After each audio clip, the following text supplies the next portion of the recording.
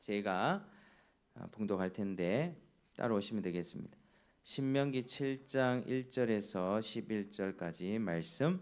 내 하나님 여호와께서 너를 인도하사 네가 가서 차지할 땅으로 들이시고 내 앞에서 여러 민족 헷 족속과 기르가스 족속과 아모리 족속과 가나안 족속과 브리스 족속과 히위 족속과 여부스 족속 곧 너보다 많고 힘이 센 7족속을 쫓아내실 때에 내 하나님 여호와께서 그들을 내게 넘겨 내게 치게 하시리니 그때에 너는 그들을 진멸할 것이라. 그들과 어떤 언약도 하지 말 것이요 그들을 불쌍히 여기지도 말 것이며 또 그들과 혼인하지도 말지니 내 딸을 그들의 아들에게 주지 말 것이요 그들의 딸도 내 며느리로 삼지 말 것은 그가 내 아들을 유혹하여 그가 여호와를 떠나고 다른 신들을 섬기게 하므로 여호와께서 너에게 진노하사 갑자기 너희를 멸하실 것임이니라. 오직 너희가 그들에게 행할 것은 이러하니 그들의 제단을 헐며 주상을 깨뜨리며 아세라 목상을 찍으며 조각한 우상들을 불사를 것이라. 너는 여호와 내 하나님의 성민이라. 내 하나님 여호와께서 지상 만민 중에서 너를 자기 기업의 백성으로 택하셨나니 여호와께서 너희를 기뻐하시고 너희를 택하심은 너희가 다른 민족보다 수요가 많기 때문이 아니니라. 너희는 오히려 모든 민족 중에 가장 적으니라. 여호와께서 다만 너희를 사랑하심으로 말미암아 또는 너희의 조상들에게 하신 맹세를 지키려 하심으로 말미암아 자기의 권능의 손으로 너희를 인도하여 내시되 너희를 그 종되었던 집에서 애굽 왕 바로의 손에서 속량하셨나니 그런즉 너는 알라 오직 내 하나님 여호와는 하나님이시요 신실하신 하나님이시라. 그를 사랑하고 그의 계명을 지키는 자에게는 전대까지 그의 언약을 이행하시며 인애를 베푸시되 그를 미워하는 자에게는 당장에 보응하여 멸하시나니 여호와는 자기를 미워하는 자에게 지체하지 아니하시고 당장에 그에게 보응하시느니라.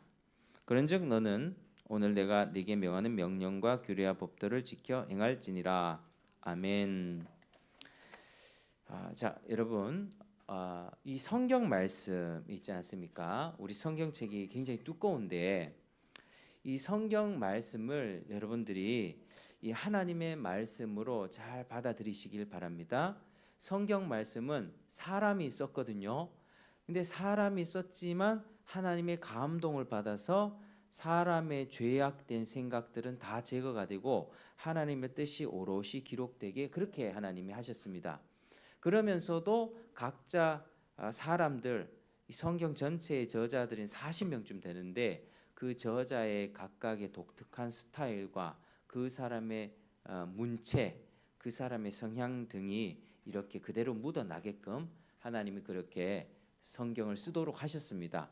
그래서 이것을 유기적 영감이라고 합니다. 그래서 성경은 아주 신비한 책, 사람이 쓴 책인데 하나님이 영감을 줘서 기록한 책이기 때문에 매우 오묘하고 신비한 책입니다. 그리고 변함이 없는 진리의 책입니다. 그래서 세상 모든 것도 뭐 10년이면 뭐 강산도 변한다 뭐 이렇게 말을 하는데 세상 것들은 다 변합니다. 유행도 변하고 근데 또 유행은 또 돌고 돌죠. 뭐 복고풍 이러면서 다 돌고 돌지만 변하지 않는 진리가 있습니다. 객관적이고 절대적이고 세월이 흘러도 변하지 않는 그런 진리가 바로 하나님의 말씀입니다. 그래서 저는 이제 항상 성경의 말씀을 읽고 그 말씀을 해설하고 지금 오늘날 이 시대에 어떻게 우리가 적용하며 살아가야 되는지를 이렇게 설교를 하는데 저는 이 내용을 가지고 그냥 인생을 좀 더 윤택하게 살아갈 수 있는 교훈을 주는 게 아닙니다. 자, 그런 목적이라면은 뭐 성공한 사업가의 이야기 그리고 어떤 뭐 연예인들 잘 나가는 연예인들 그 마음이 따뜻한 연예인들 있잖아요. 그런 연예인들 강연을 들어도 무방하죠. 그 사람들을 통해서 저렇게 따뜻하게 사는구나 봉사하며 사는구나. 근데 성경 말씀 설교하는 것은요 그거 이상입니다. 그냥 따뜻한 교훈을 주고 단지 위로만 주는 것이 아니라 죄로 인해서 지금 고통받는 거죠. 지금 우리가 사는 시대 여러분 지금 우리나라 OECD에 가입돼 있잖아요. 20 몇 개국이 가입돼 있는데 자살률이 압도적으로 1위래요. 1위. 옛날에는 일본이 막 자살 많이 했는데 우리나라가 거의 압도적으로 1위로 합니다. 얼마나 그게 심각한지요.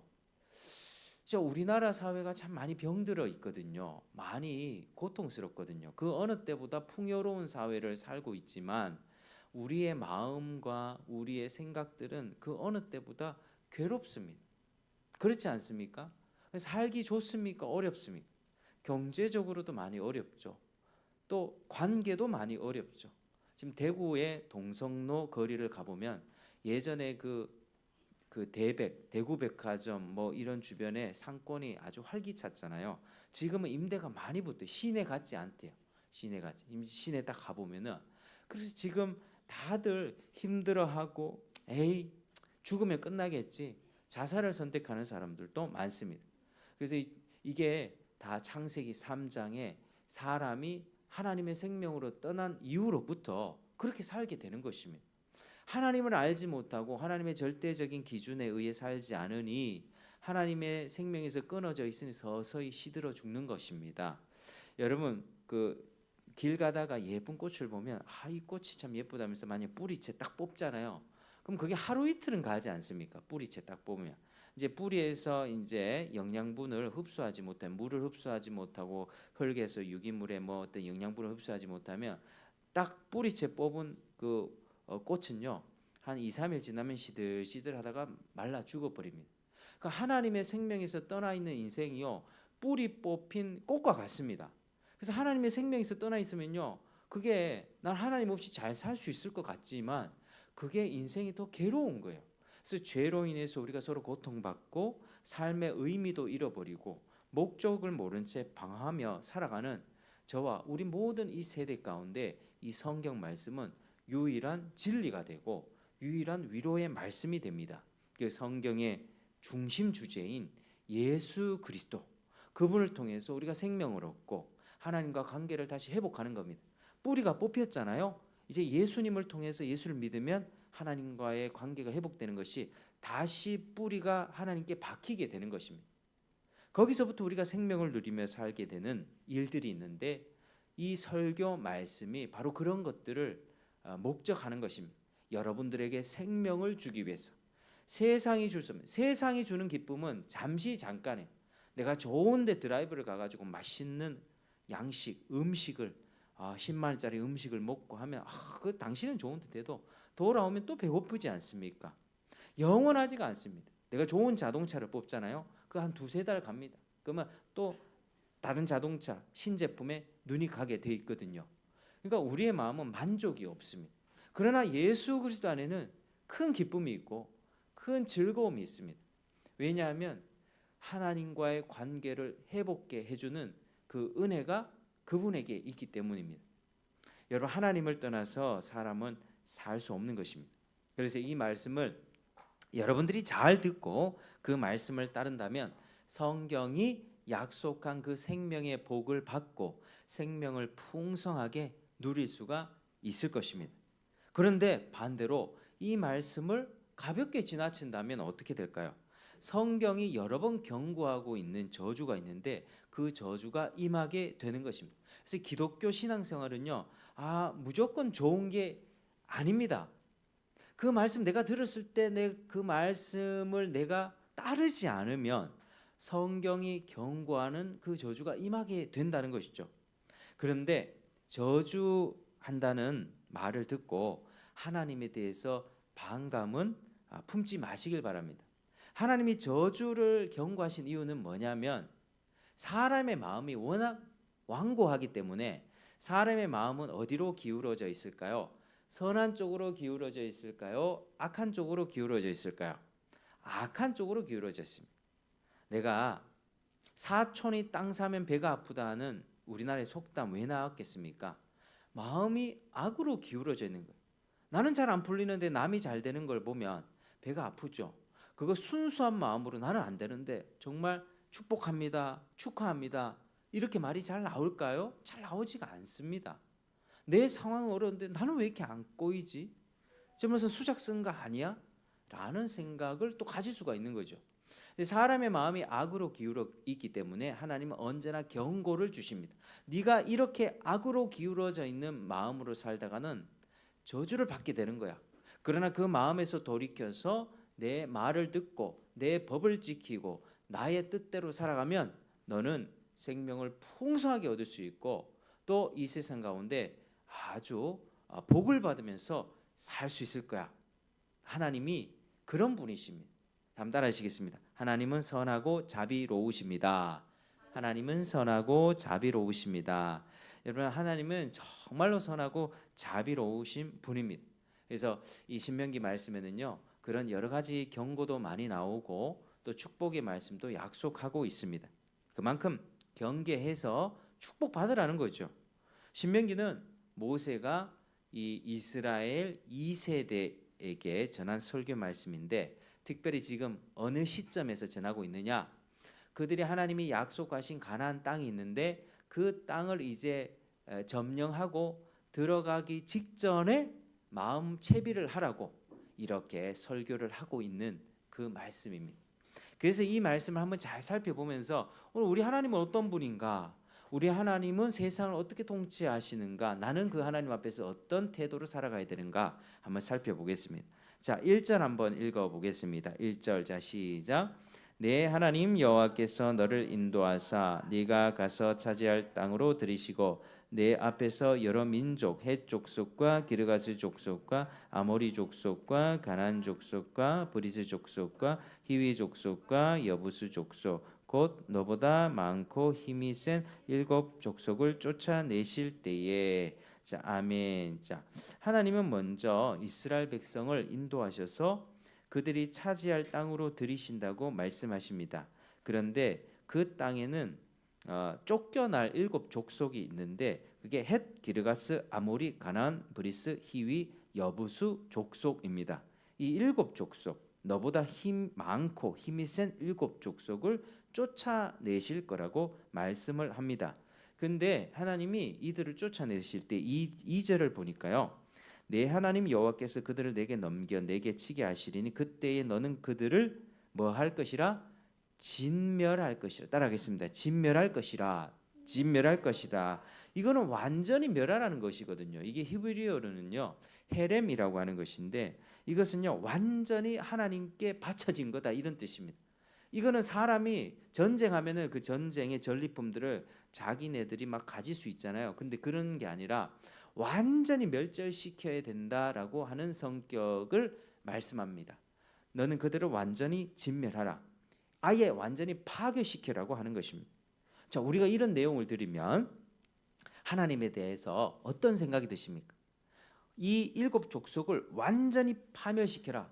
하나님이 굉장히 잔인한 분 같이 느껴지지 않습니까? 굉장히 무자비한 분처럼 느껴집니다. 그 땅의 어린 아이들까지 다 죽이라고 하시는 것이거든요. 그런데 우리가 항상 볼 때 이 한 부분만 봐서는 안 되고 성경 전체의 맥락에서 볼 때 하나님은 선하고 자비로우신 분이라고 했죠. 결코 그렇지 않다는 말씀을 먼저 드리고 싶습니다. 자, 먼저 우리가 믿는 하나님을 생각할 때 우리가 기억해야 할 것은, 따라하시겠습니다. 우리 하나님은 창조주이십니다. 우리 하나님은 창조주이십니다.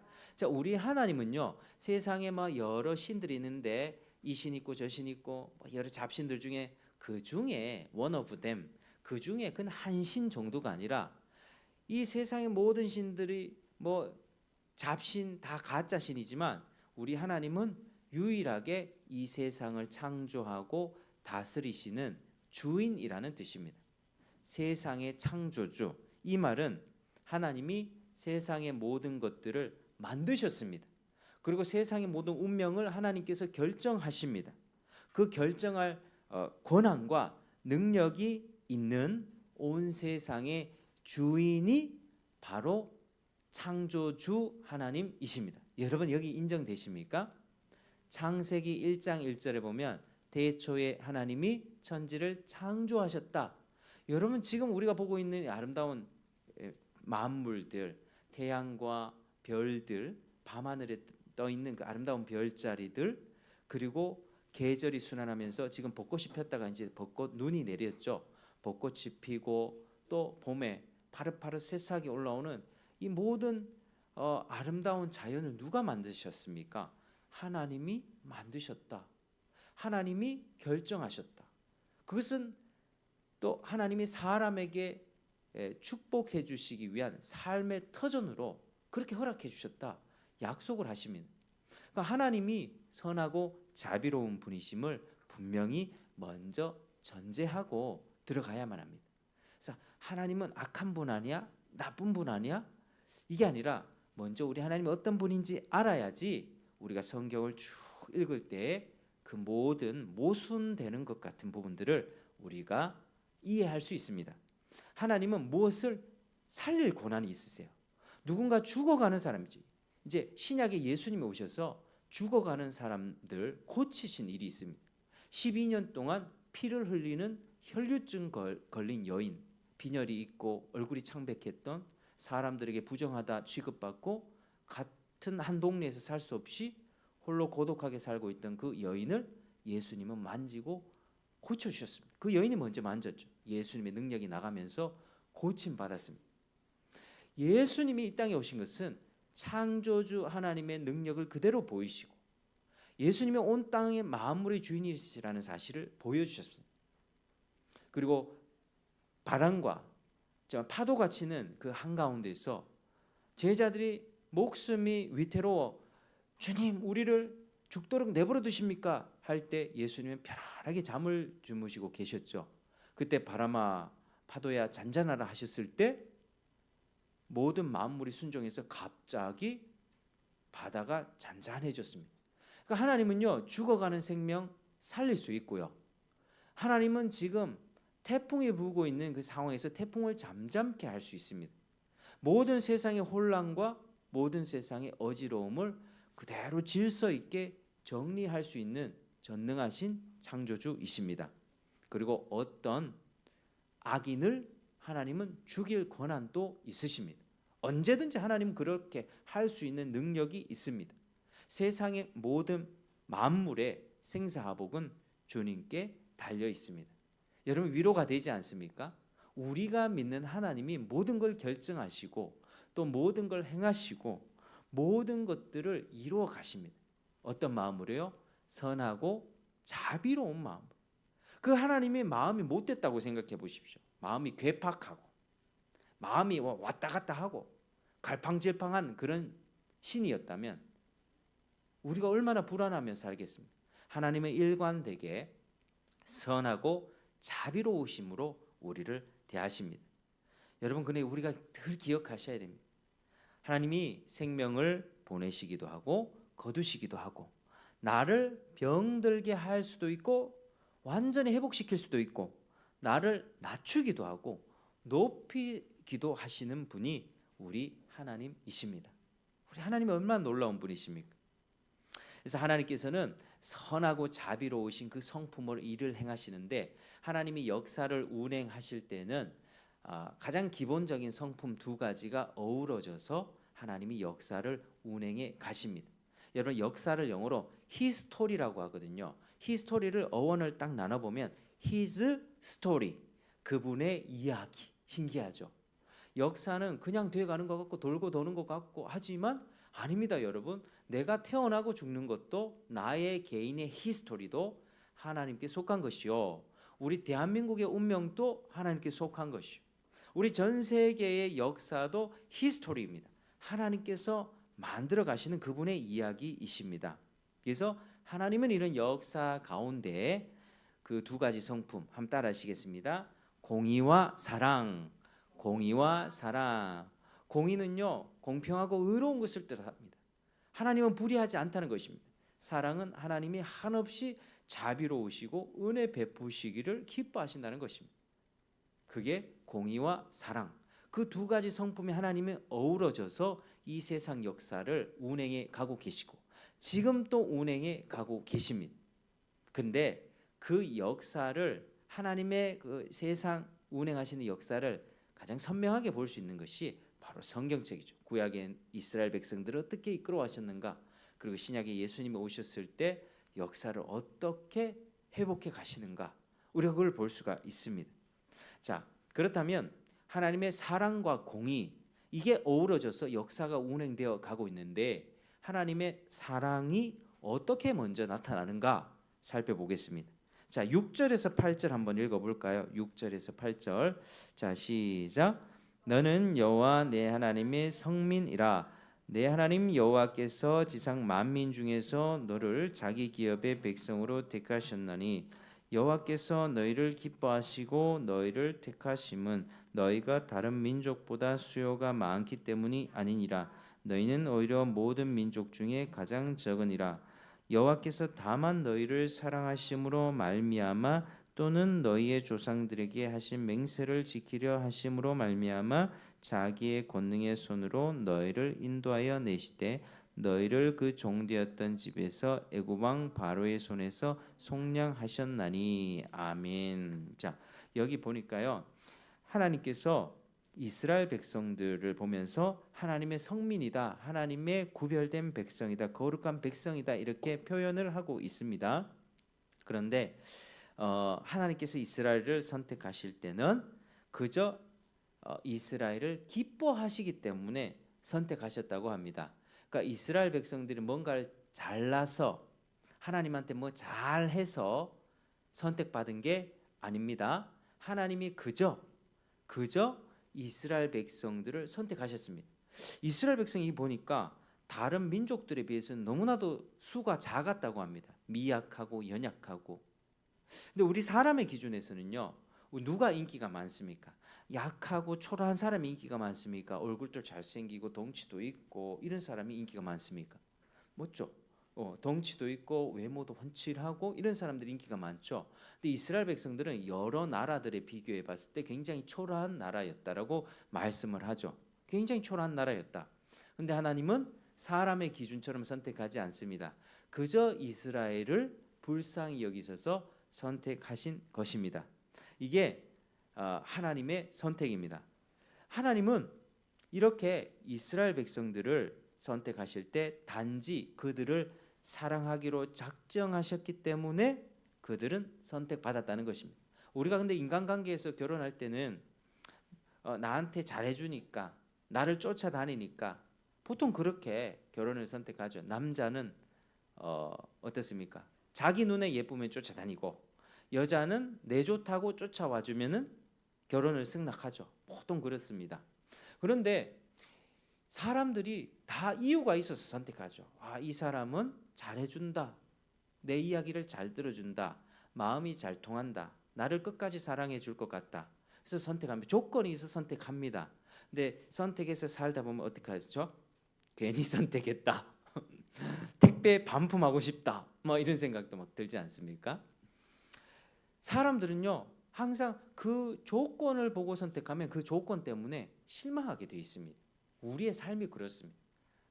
우리의 삶이 참 외모를 보고 어떤 조건을 보면서 선택할 때가 많은데 그것은 항상 실망으로 돌아올 때가 많다라고 하는 것이죠. 그러나 하나님께서는요, 어떤 조건을 보지 않으셨습니다. 아셨기 때문이죠. 그 조건이라 해봤자 뭐가 있겠습니까? 하나님은 조건이 아니라 본인이 그 인생을 만들어 가십니다. 주도적으로.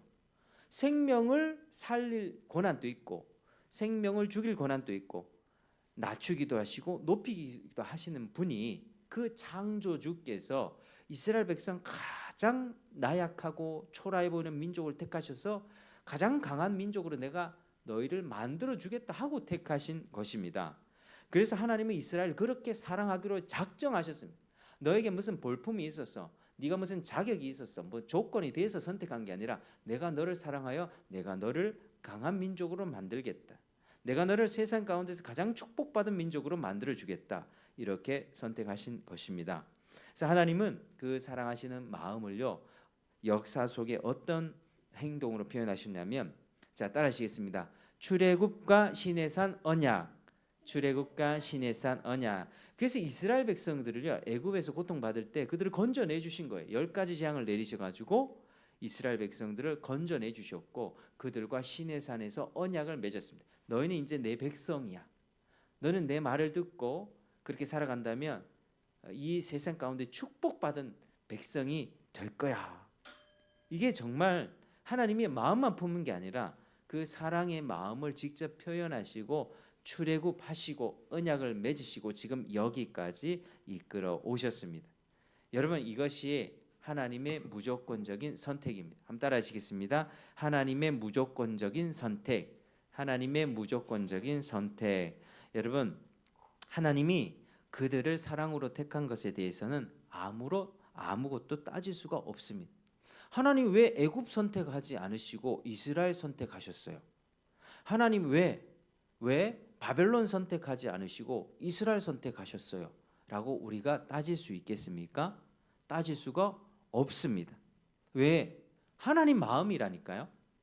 하나님 마음인데 하나님이 변덕스러운 분이 아니라 일관되게 선하시고 자비로우시고 공의로우시고 사랑에 충만하신 그분께서 일관된 그 마음으로 하나님 마음에서 이스라엘을 그저 불쌍히 여기시고 선택하셨다고 하는 것입니다.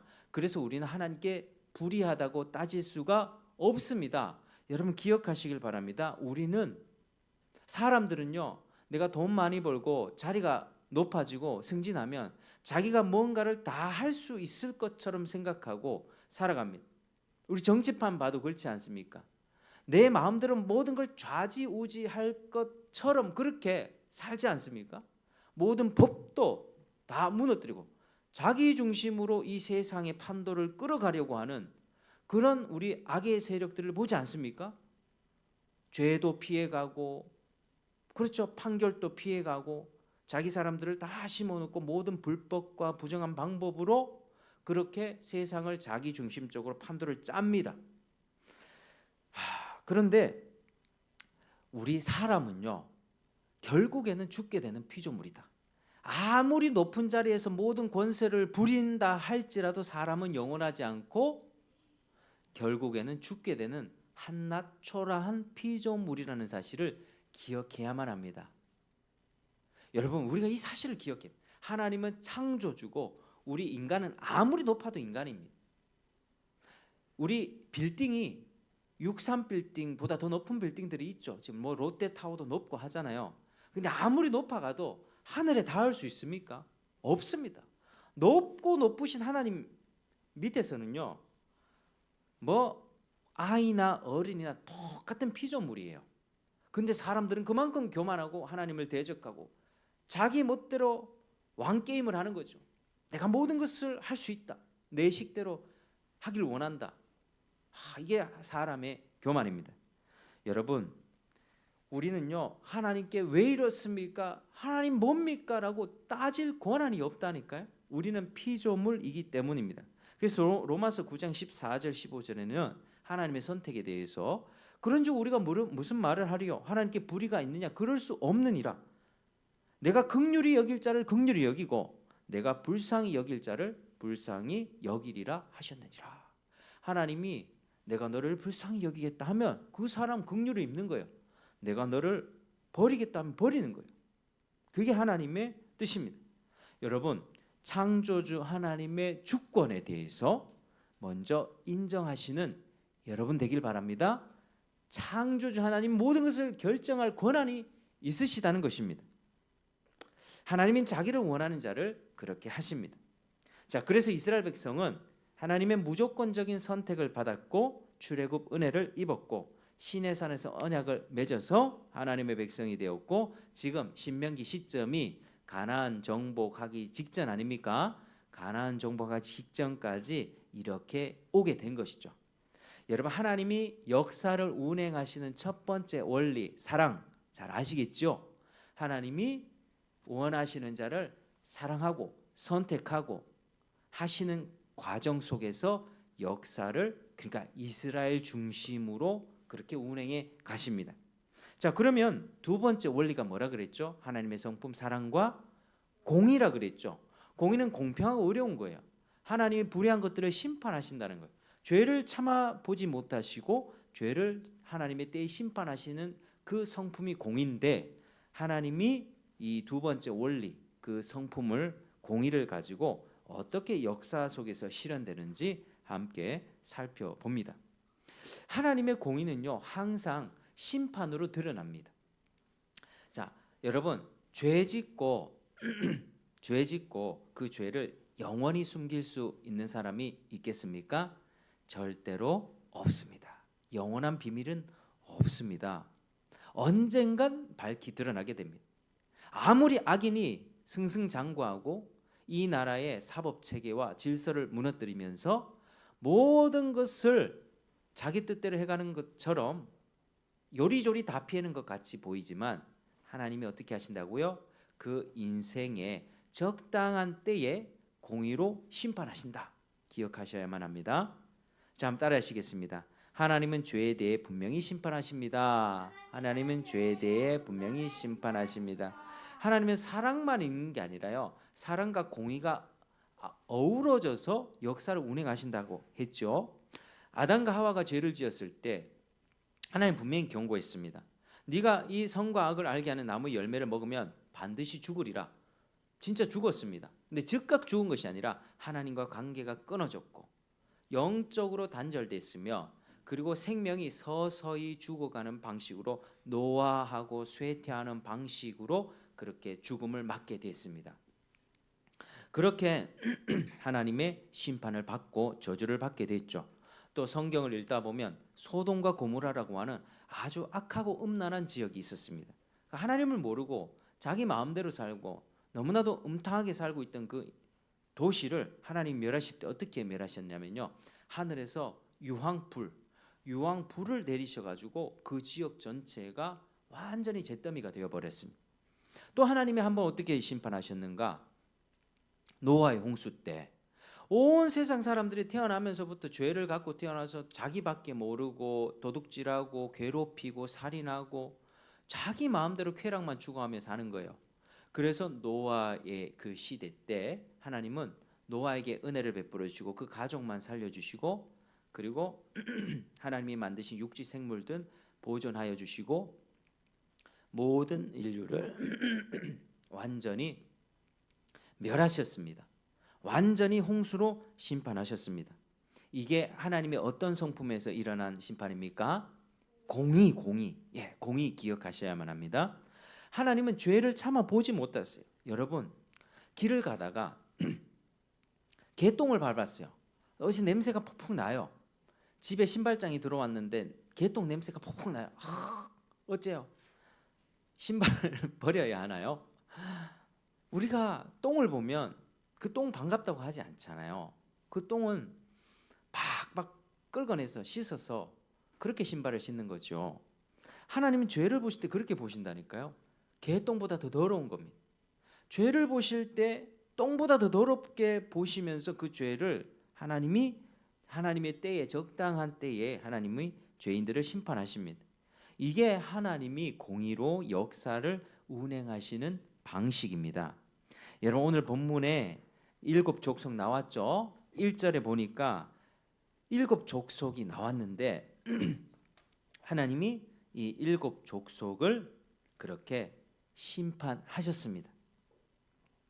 근데 사람들이 오해할 수가 있습니다. 이 대목을 읽으면서, 아니 가나안 족속 그 땅에서 잘 살고 있었잖아.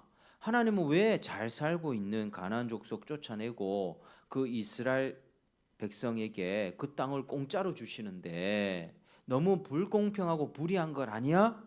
라고 따지는 마음이 생길 수 있어요. 그렇게 생각할 수 있습니다. 근데 우리의 대전제가 뭐죠? 하나님은 선하고 자비로우시고 공의로우시고 사랑이 충만하다.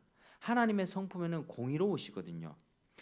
사람들이 잘 살고 있었던 그 백성 왜 이스라엘한테 그렇게 줘가지고 그들을 쫓아내시는 거예요? 하나님 정말 불의하신 것 같대라고 생각할 수 있지만 그거 아니라고 하는 겁니다. 자, 하나님은 공의로우셔서 사실 그들이 심판을 받았는데요, 그들은 잘 살고 있었던 게 아닙니다. 여러분 아시겠죠? 이 땅에 쫓겨난 이스라엘 백성들에 의해서 쫓겨나는 이 7 족속은요, 잘 살고 있었던 게 아니라고 하는 거예요. 하나님을 떠나서 우상을 숭배하고 음란하고 아주 불의하게 살던 민족이었습니다. 그 땅에서 살던 사람들은 서로 고통을 주고받으면서 살기 괴로웠던 동네라고요. 아주 잘 살고 서로 사랑하면서 은혜를 베풀면서 살았던 동네가 아니고 정말 살기 어려운 멸망 직전에 도시가 바로 가나안 7족속이 살았던 그 동네였다고 하는 것입니다. 그래서 하나님께서 심판을 내리실 수밖에 없는 심판받아 마땅한 민족이었다는 것이죠. 그래서 하나님이 심판하실 때 하늘에서 불을 내리는 방식으로 할까 아니면은 홍수를 일으킬까? 하나님은 여러 가지 옵션이 있으세요. 근데 그 옵션 중에서 이스라엘과의 전쟁이라는 방식을 통해서 그들을 공의롭게 심판하신다는 것입니다. 여러분 세상이 이렇게 맞물려서 돌아간다는 거 아시겠죠? 여러분 이 성경책의 첫 번째 책이 창세기죠. 그리고 마지막 책은 뭘까요? 요한 계시록입니다. 요한 계시록에 보면 하나님의 내리시는 심판이 나오는데요. 7가지 7대 재앙들이 있습니다. 그게 뭐냐면은 처음에는 일곱 인 재앙, 그리고 7 나팔 재앙, 7 대접 재앙. 한번 따라하시겠습니다. 인 나팔 재앙, 인 나팔 재앙. 근데 여기서 이 재앙들의 내용이 뭐냐면요, 회개를 촉구하는 심판이에요. 하나님이 막 재앙을 내리시면서 남아있는 사람에게 돌아와라, 너희들도 회개하지 않으면 망하게 될 것이다. 하나님의 경고 섞인 재앙들입니다.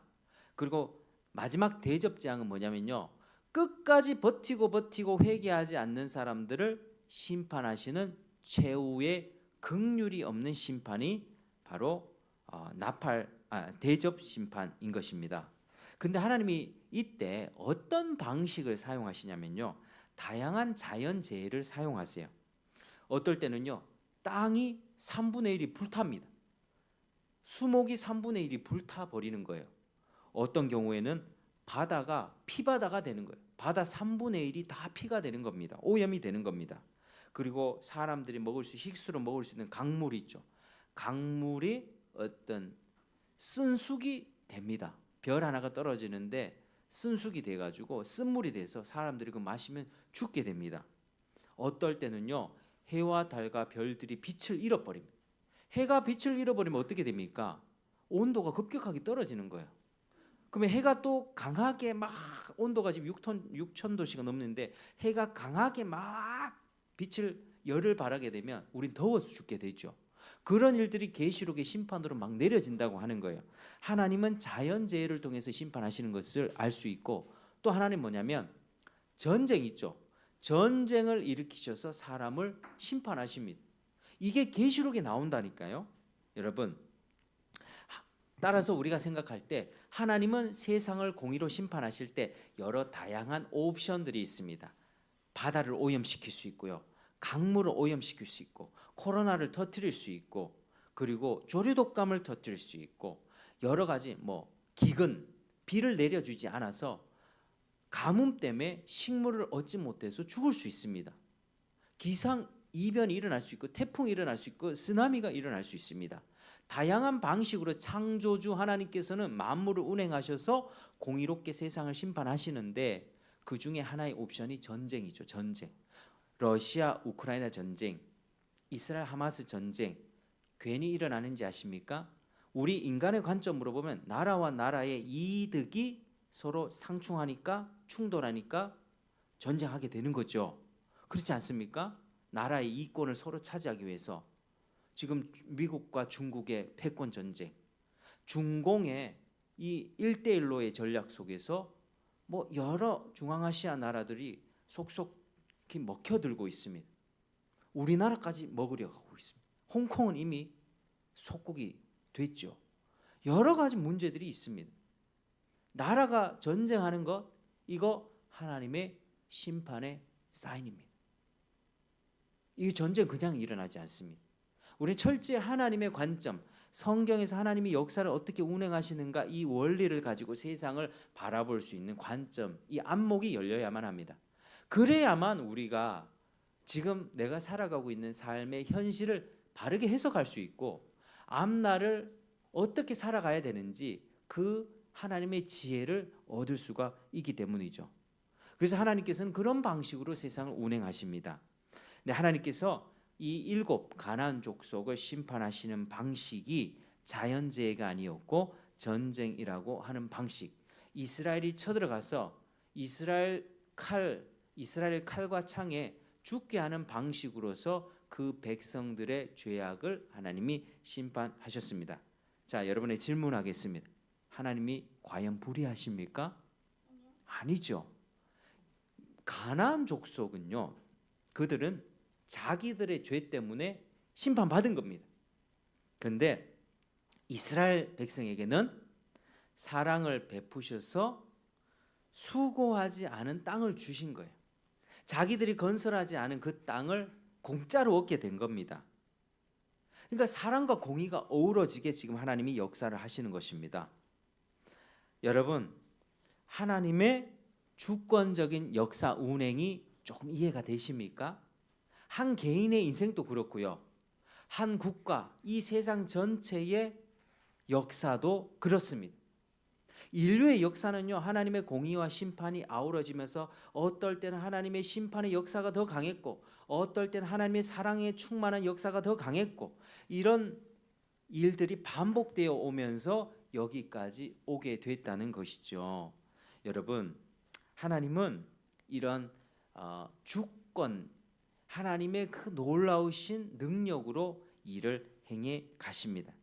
그래서 우리는요, 주권자 하나님에 대해서 하나님 왜 일을 이렇게 하십니까? 라고 왜 이스라엘만 사랑하십니까? 따질 수 없다니까요. 왜 이스라엘을 선택하셨습니까? 그리고 가나안 족속들에 대해서 왜 가나안 족속들은 죄에 대해서 경고도 주시고 좀 그 죄에서 돌이킬 수 있도록 이스라엘 백성들 같이 은혜 베푸시지, 왜 가나안 족속은 그들의 죄를 그대로 당해서 죽게 하셨습니까? 왜 가만히 내버려 두셨습니까? 라고 항변할 수가 없는 것입니다. 그거 하나님의 역사입니다. 우리는 모두 다 똑같이 죄인으로 태어나요. 죄인으로 태어나서 하나님 알지 못한 채 뿌리 뽑힌 꽃처럼 시들시들해서 하나님을 알지 못한 채 자기 생각과 자기 만족을 구하면서 자기의 정욕과 욕심대로 살아가는 그 똑같은 상태로 태어납니다. 그런데 누구에게 복음을 전하잖아요. 100명에게 복음을 전하잖아요.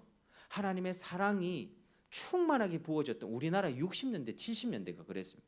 그때는 예수님의 복음을 전하면 사람들이 먹고 살기 힘들고 막 마음이 가난한 시대니까 하나님 믿고 이 세상에 소망을 얻고 살아가보자. 그때 100명 전했을 때 막 70명 80명씩 교회 오고 이랬습니다. 교회 간판 딱, 교회 종탑, 십자가 종탑만 딱 세워놨잖아요. 그때 천막교회, 그때는 교회 건물도 제대로 없었고, 그러면 사람들이 몰려와서 하나님 믿고 싶다고 하고 막 교회 다니고 싶다고. 그때는 힘들어도 살기가 좋았어요. 왜? 하나님이 막 사랑을 부어주실 때는 막 그랬다니까요. 또 어떨 때는요, 지금과 같은 시대에는요, 하나님이 사랑을 부어주시기보다 공의로 심판하시는 게 더 강한 시대입니다. 그러니까 지금은요, 복음을 전할 때 100명 중에 한두 명 들을까 말까? 그렇습니다. 근데 어떤 사람은 복음을 받아들여요. 어떤 사람은 복음을 밀쳐내. 근데 그게 하나님께서는요, 하나님이 선택한 자에게는 복음 들을 때 마음을 열어주셔서 영원한 생명을 선물해 주세요. 근데 어떤 사람은 끝내 안 듣거든요. 아무리 얘기해도 안 듣습니다. 그거 하나님의 주권입니다.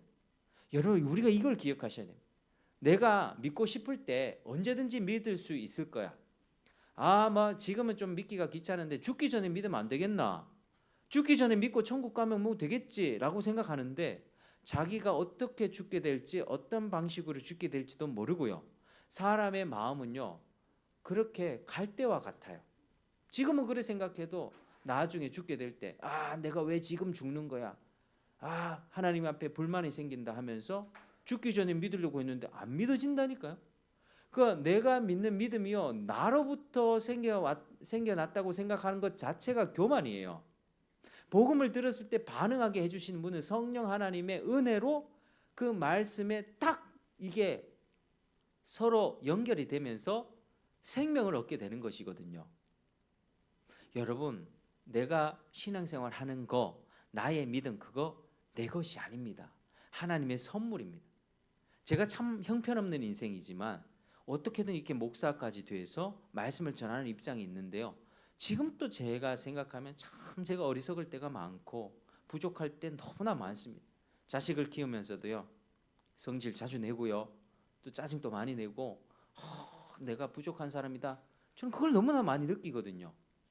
근데 하나님이 어찌됐든 제게 믿음 주셔서 하늘 소망 갖게 하시고 부족한 입술을 통해서 하나님 말씀 전달하게 하시고 복음 전하면서 살아가게 하신 가장 보람 있고 가치 있는 삶을 살게 하신 그 하나님, 그 내가 선택한 게 아닙니다.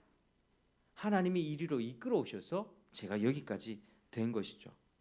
그것은요, 창조주 하나님의 가장 지혜로운 결정이고 가장 지혜로운 선택입니다. 여러분, 이것을 믿으시길 바랍니다.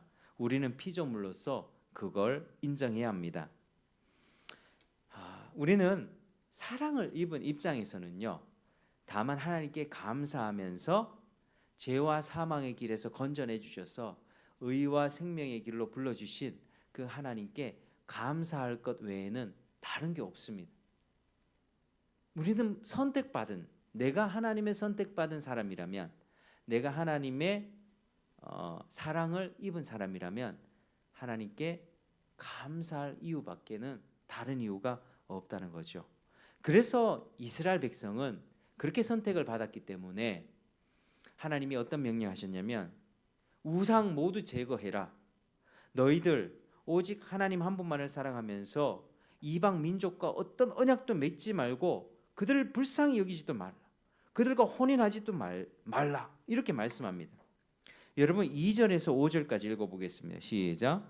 내 하나님 여호와께서 그들을 내게 넘겨치게 하시리니 그때 너는 그들을 진멸할 것이라. 그들과 어떤 언약도 하지 말 것이요 그들을 불쌍히 여기지도 말 것이며 또 그들과 혼인하지도 말지니 내 딸을 그들의 아들에게 줄지도 말 것이요 그들의 딸도 내 며느리로 삼지 말 것은 그가 내 아들을 유혹하여 그가 여호와를 떠나고 다른 신들을 섬기게 하므로 여호와께서 너희에게 진노하사 갑자기 너희를 멸하실 것임이니라. 오직 너희가 그들에게 행할 것은 이러하니 그들의 제단을 헐며 주상을 깨뜨리며 아세라 목상을 찍으며 조각한 우상들을 불사를 것이니라. 아멘. 여러분 보십시오. 그 이방 민족을 긍휼히 여기지 말고 다 멸하고 그들의 세운 우상을 다 찍어 쪼개고 그들의 섬기는 가짜 신들 목상들 다 깨부셔라. 철저하게 이방 민족들과 구별된 삶을 살라. 철저하게 하나님 한 분만을 섬기면서 하나님 중심으로 살아가라. 하나님 믿는 일에 방해가 되는 것은 어떻게 하라고요? 다 단호하게 없애버리라고 말씀하십니다. 여러분 그렇게 살아갈 때 하나님께서는 9절 10절 같이 읽어보겠습니다. 9절 10절 자 시작. 그런즉 너는 알라 오직 내 하나님 여호와는 하나님이시요 신실하신 하나님이시라. 그를 사랑하고 그의 계명을 지키는 자에게는 천대까지 그의 언약을 이행하시며 인애를 베푸시되 그를 미워하는 자에게는 당장에 보응하여 멸하시나니 여호와는 자기를 미워하는 자에게 지체하지 아니하시고 당장에 그에게 보응하시느니라. 아멘. 하나님께서는 큰 은혜를 베푸신다 말씀하십니다. 천대까지 은혜를 베푸신다는 것은 하나님의 언약의 확실성과 불변성을 말씀하시는 거고요. 하나님을 미워한다면 당장에 보응하여 멸하신다고 말씀해 주십니다. 그래서 이어지는 9절에 11절에 보면 명령과 규례와 법도를 지켜 행하라. 그리고 12절에 네가 이 법도를 듣고 지켜 행하며 하나님이 네 조상에게 맹세하신 언약을 지켜 네게 인애를 베푸실 것이다. 여러분 인애는요 따라하시겠습니다. 헤세드 내가 너를 조건 없이 선택했으니 조건 없이 내가 너를 인도할 것이다. 너가 삶 가운데 죄를 짓는 일이 있다 할지라도 내가 그 죄를 연단해서 죄를 깨끗하게 없애서 불순물을 다 빼내서 너를 거룩하고 아름다운 존재로 만들어 갈 것이다. 이게 헤세드입니다. 헤세드. 내가 너를 내가 너의 어떤 조건을 보고 선택한 것이 아니라 무조건적으로 사랑으로 선택했으니 네가 잘하든 못나든 네가 사고를 치든 뭐 실수를 하든 내가 너를 끝까지 책임져 갈게. 그게 헤세드 인애입니다.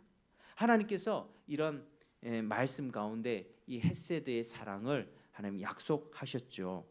여러분 이렇게 하나님의 백성들이 선택받아서 하나님 말씀대로 잘 순종하고 살잖아요. 그러면 생육하고 번성하고 충만한 축복을 받게 됩니다. 아담에게 허락하셨던 축복, 그리고 노아와 그 가족들에게 홍수가 다 끝난 다음에 다시 세상 가운데 명령 주실 때 생육 번성 충만하라는 약속 말씀 주셨거든요. 이 말씀의 약속이 그대로 이루어지는 겁니다. 택함 받은 사람이 하나님의 말씀을 잘 준행하면 하나님이 이 땅 가운데서도 복을 내려 주신다라고 하는 것입니다. 그래서 이스라엘 백성은 철저하게 그렇게 살아가야만 됐고, 그 땅의 민족들을 불쌍히 여기지 말고 진멸하여 그들의 신도 다 부서뜨리면서 살아가야 된다라고 하는 것이죠. 자, 이제 하나님께서는요, 아직 가나안 땅을 점령하지 않았지만 이제 그 점령하기 직전에 이런 말씀들을 당부하고 있습니다. 신명기가 신자가 신신당부하다는 그 신자거든요. 신신, 거듭신, 거듭 말씀을 이렇게 말씀하고 있는 것입니다. 그래서 하나님이 이제 이스라엘 통해서 이스라엘에게는 사랑을 베푸셔서 무조건적인 사랑으로 그 땅을 허락하실 것이고, 또 가나안 족속은 공의로 심판하셔서 그들을 멸하게 될 겁니다.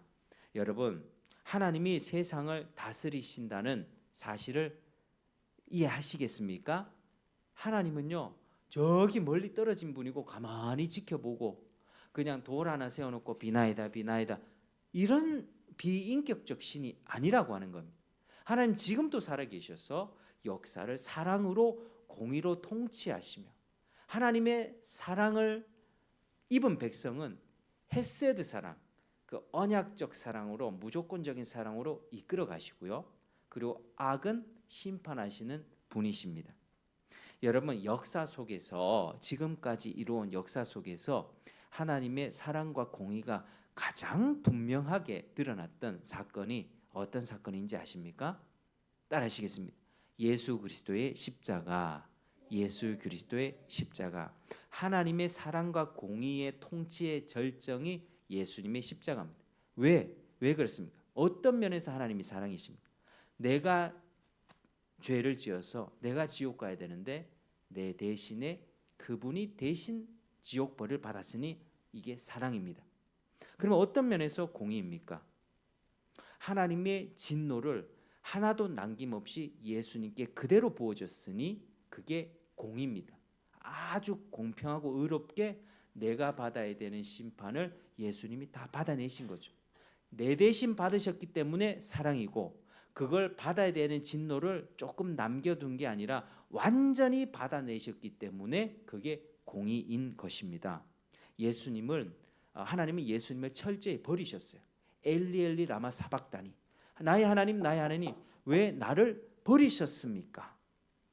하나님께 버림받았다니까요. 실제로 하나님으로부터 버림받고 죄의 대가 받았고 지옥 고통을 당하셨습니다. 그게 공의의 심판입니다. 여러분, 예수의 십자가는 당시에 지혜를 찾던 헬라인들에게는 참 미련해 보이는 것이었고, 능력을 구하던 이 유대인들에게는 거리끼는 것이었습니다. 그러나 사람이 보기에는 그래했지만 십자가는 하나님의 완전한 공의와 사랑의 통치였고, 많은 사람의 생명을 구하는 하나님의 유일한 지혜였습니다. 여러분, 십자가가 이렇게 위대한 것입니다. 여러분, 오늘 말씀을 맺겠습니다. 여러분, 우리가 한 주간 살아가면서 혹시나 하나님에 대해서, 하나님이 진짜 공의로 통치하시는가, 하나님이 정말 사랑으로 통치하시는가 의심이 들지 않았습니까? 이번에 탄핵으로 인하여서 많은 사람들, 60%가 넘는 사람들이 자유민주주의가 무너졌다라고 한탄을 했습니다. 그 중에 기독교인들이 굉장한 수를 차지했죠. 그리고 자유민주주의 체제가 넘어지면 신앙의 자유도 지키기 어렵다고 말을 합니다. 나라가 이제 망했다 라고 말을 합니다. 근데 뭐 틀린 말은 아니지만 정확한 말은 아닙니다. 여러분, 오늘 우리 이 말씀을 기억해야 됩니다. 하나님은 분명히 공의와 사랑으로 일하셨음을 기억해야만 합니다. 그리고 예수님의 십자가를 통해서 완전한 공의와 사랑을 성취하셨음을 잊지 말아야만 합니다. 완전한 하나님의 지혜를 십자가에서 보이셨고, 그리고 역사는 여전히 하나님의 지혜로 운행되고 있습니다. 우리가 봤을 때는 큰일 났어 라고 보이지만 그게 실패가 아니라고 하는 겁니다. 여러분, 역사의 끝에는 하나님의 완전한 공의와 사랑이 실현되는 예수님의 재림의 사건이 반드시 있게 될 것입니다. 예수님의 십자가 사건이 완전한 공의와 사랑을 보여줬죠. 근데 이 완전한 공의와 사랑이 정말로 성취가 되는 그때가 예수님의 재림의 때고, 이 세상 끝날에 그 날이 도래하게 되는 것입니다. 그래서 여러분, 그날에는요, 떵떵거리며 살면서 모든 자기 죄악들을 지으면서도 권세를 누렸던 모든 인생들은 지금 우리가 봤을 때 뭐지? 왜 이렇게 불의한 거야?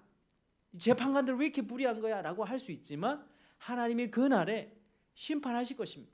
물론 그 중에는 하나님이 은혜를 베푸셔서 그 불의한 사람들 중에서도 구원하는 자도 있을 것입니다. 그렇게 하나님은 자신의 충만한 사랑을 드러내십니다. 저 자격 없는 인간이 예수를 믿게 됐어? 라고 하는 일들이 있게 될 거라니까요. 우리가 그랬던 것처럼, 우리가 자격 없는 자였지만 지옥의 땔감으로 가던 인생이었지만 하나님이 우리를 구원하신 것처럼 하나님의 충만한 사랑의 역사, 그리고 공의로운 심판의 역사가 어우러지면서 인류는 종말로 향하게 되는 것입니다. 여러분, 현재 시점에서 우리 자신을 돌아보기를 원합니다. 여러분, 어떻게 살아오셨습니까? 하나님의 자녀라면 마땅히 공의롭게 살아야 됩니다. 죄와 단호하게 구별되게 살아야만 합니다. 그리고 하나님의 자녀라면 하나님의 사랑을 실천하며 나를 희생하며 그렇게 살아왔어야 했습니다. 그렇게 살아오셨습니까? 여러분, 자유민주주의 체제 아래서 그냥 나의 이권을 보장받으며 살아온 것은 아닙니까? 자유민주주의 자유 하는데 그 자유, 성경이 말하는 자유는 뭐냐면요, 그 자유로 마음껏 하나님을 섬기고 예배하고 그리고 전도하고 봉사하고 네 자신을 희생하며 사랑으로 서로 종노릇하며 살아라고 하는 그 명령이 성경이 말하는 자유입니다. 그런데 자유 하면서 그 자유를 방종으로 바꾸진 않았습니까? 그게 우리가 돌아봐야 될 숙제입니다. 과제입니다. 하나님은 너무나도 공의롭고 사랑이 충만하시고 그걸 십자가에서 보이셨고 여전히 그렇게 공의와 사랑으로 역사를 운행해 가시는데, 과연 우리 교회는, 과연 우리 신자는 거기에 합당하게 반응하며 살아갔는가? 여러분, 하나님은 실수가 없으십니다. 우리가 실패한 것 같지만 절대 실패가 아닙니다. 하나님은 공의와 사랑으로 통치를 실행하고 계시고 장차 완성하고 계실 것이고, 하나님의 택한 백성들을 완전하게 거룩한 존재로 이끌어가게 될 것입니다. 어려움이 닥칠 수 있습니다. 위기가 올 수 있습니다. 그러나 이때 하나님은 이 위기를 사용하셔서 우리를 더 거룩하게 만들 것이고 하나님의 공의와 사랑을 충만하게 드러낼 것입니다. 여러분, 혼란한 시대이지만 여러분에게 하나님의 위로가 있기를 축복합니다. 이게 하나님의 위로입니다. 하나님은 변함없이 신실하시고 공의로우시고 사랑이 충만하시고 우리가 신뢰할 유일한 창조주이시다.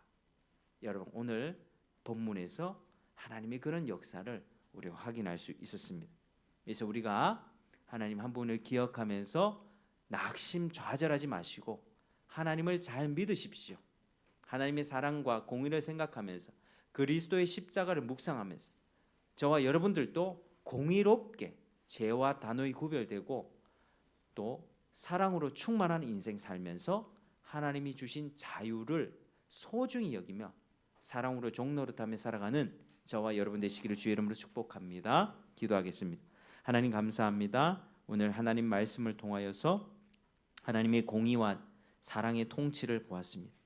이 하나님의 통치를 기억하면서 하나님, 우리 실패하고 좌절하지 않길 원합니다. 이 위기를 통해 하나님께 더욱더 붙들고 회개하며 믿음으로 주님을 붙잡고 살아가길 원합니다. 하나님 함께하여 주시고 주님 홀로 영광 받아 주옵소서. 예수 그리스도 이름 받들어 기도합니다.